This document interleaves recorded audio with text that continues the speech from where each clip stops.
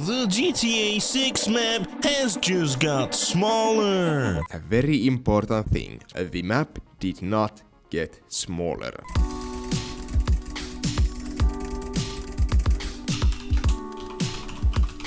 Hey everyone, here with an update to the GTA 6 mapping project. Over the past couple of months, they've been hard at work with all kinds of changes, some small and some a lot more significant. Like the panhandle now being officially removed, as this was something that was added right after trailer 1. And as time went on and more research was being done, every single pixel in the frame was being investigated, because yes, they are going through every single pixel. They have figured out that the panhandle was indeed just simply based on a single image inside the leaks, and as time went on, there was no longer any evidence for it. So in that time, they figured out that all of the stuff in real life that is in that panhandle is actually more so on the west side of the map and spread all over the GTA 6 map, meaning that the previous shape is now a thing of the past. It is very much still a question of how the northern side of the GTA 6 map is going to look like. So that still is probably the biggest speculation that is going on within the map. It is worth noting that every single thing that you see in red is pure speculation from the mapping project and is completely unconfirmed. Every road or anything along those lines that's in black is actually been confirmed and completely mapped out based on either the leaks or trailers and screenshots. First and most notably is the fact that Yanis has taken over the mapping out of the whole project. Dubsters has been on an extended leave for quite a while, and thus the website has also been updated too. If you go over here on the top right, you can even go as far as to see what the previous map looked like back in May. Now, this has a lot of different things missing, as you can clearly tell. The Yanis map has a lot more going on in terms of being updated and the speculated roads, etc. There's also, on this particular website, a more focused look into the city of Vice City, which Rick itself has been working very hard on and really doesn't have a whole lot of speculation going on in terms of what exactly is there and what isn't. As you can clearly tell, if we have a look here at Ocean Beach, you can go as far as to even see what the names are, like the 7th Street car park over here, and even something as much as literal street names and numbers. So I think it's pretty fair to say when it comes to like Vice City itself, we have quite a lot already confirmed and can be pretty confident of that this is indeed what the GTA 6 version of Vice City is going to look like.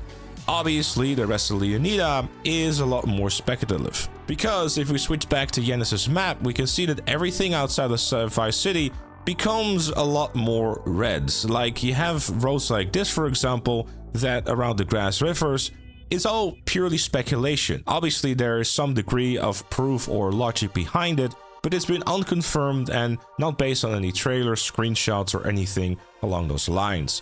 And some might even argue that with the leaks being from 2022 and those also being used for the mapping project, stuff is very much still subject to change. Especially considering it's been 3 years since those leaks. We've been waiting for this game for quite a while, eh? Other notable things that have been confirmed throughout the screenshots, leaks, etc. is something like Hamlet, where we have a rough location, as well as some of the more speculative roads around the grass rivers, which would then lead us to Watson Bay. A lot of Watson Bay, I believe, was mapped out thanks to trailer 2 and the screens that came along with it, which was obviously super useful. If we move over to Port Gilhorn, we can see that there is mostly stuff that has been confirmed, but this is predominantly because of the fact that inside of the 2022 leaks, it was literally on the screen, so they just had to copy paste it inside of the mapping project. Convenient. Other confirmed locations is the Vice City port, as well as some of the more locations with inside of the middle of the map, like the Vatican Islands, as well as Starfish Island, which supposedly is going to be next to Watson Island and also the Ferry Island. The Pecan Harbor, as well as the Entertainment Center, is most likely going to be around this area too, but this is once again where we're going into the territory of speculation. That's kind of the downside that we have with a lot of the map that is currently going on, is because Often we have a lot of confirmed areas, but then we go into more speculation. But I think it's still pretty fair to say that the predominant size and the predominant way that the map is looking like is likely what we're going to be dealing with within the GTA 6 map. Obviously, a lot of things subject to change, but if you're someone who is particularly curious about how exactly they got to the conclusions of these locations, a filter is also available. It will allow you to see all the landmarks. Yes, it even will also show the leak locations, but we're not going to click that because I don't know what will happen if I do. Clicking on the landmarks will reveal all the different landmarks that the mapping project has been using in order to map out and figure out what each individual location is of the GTA 6 map, which will lead you to Vice City, for example, making your PC lag like crazy, which is probably one of the reasons why you want to keep this off. But if you're particularly interesting, we have a gas station, for example, here, but we also have an unnamed landmark which even has a postcode and an address on it. So if you ever feel like visiting Miami and seeing it for yourself before the game comes out, I guess you can go and make a list, which is very long. But clicking on it will allow you to see the Google Map location of where exactly this is, allowing you to do this little man over here, and bada bing, bada boom, you are in what looks like to be a location that was used inside of trailer 1. However, if you're someone who is more interested in stuff that has actually been confirmed, the map made by Fudo over here, which kind of dates back to June, unfortunately, because probably, since then there hasn't been a whole lot of like confirmed things because of the fact that everything's been pretty much mapped out at this point. But this is kind of like what we actually know about the GTA 6 map that has been confirmed, which if you compare that to the Yanis map, you can see that we still have a very long way to go and need a lot more information to get a really good idea of what the GTA 6 map actually is going to look like. All of the sizes and stuff are very much all based on Rockstar's own measurements within their engine, so this will roughly be what you will see on your very own video game screen when you load the game for the first time. However, you would hope that there is going to be a bit more, but as I said before, it's gonna be some time and a lot more trailers and screenshots until we have this filled out a lot more. However, this particular map by Fudo is going to give you the more realistic side of how much we really know and how much we really don't know about the GTA 6 map thus far.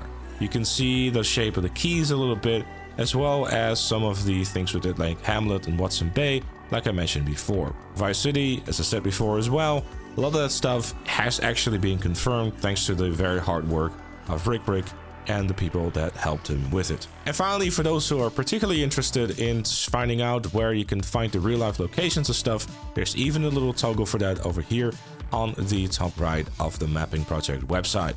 You'll be able to see all the real life locations that Rockstar has used to map out GTA 6's map, which probably gives you a good idea of some of the landmarks you should be able to expect come GTA 6 next year.